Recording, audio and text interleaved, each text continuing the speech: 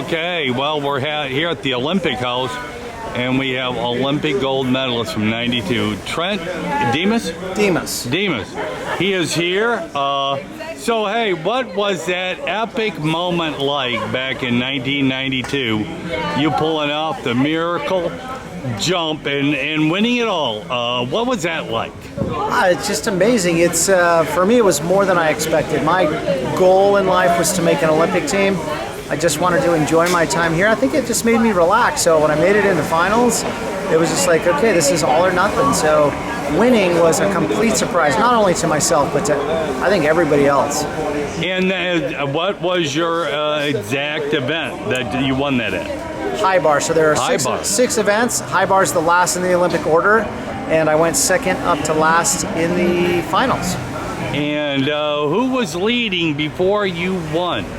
There were two guys that were kind of slated. Well, there were three guys. One was Li Jing, who was the world champion from China, and then but he fell right before me. Also before me were Andreas Becker from Germany and Grigori Masutin, and they were tied with a 9.837.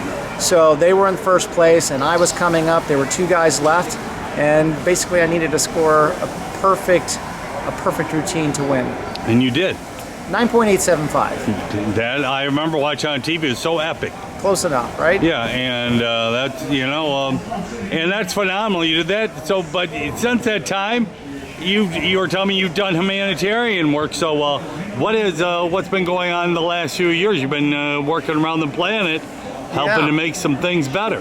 Yeah, I just 7 or 8 years ago, I was just thinking about what I was doing and how I was living my life and what kind of example I was, and I really wanted to change a few things and started taking steps to do that. So over the last 4 years, my son and I have been doing missionary work and serving other people from Spain to Juarez to Puebla, Mexico. We lived in Kenya. We've been in Poland for a year, and we'll return to Poland for 1 more year, and we're serving Ukrainian refugees there. Awesome.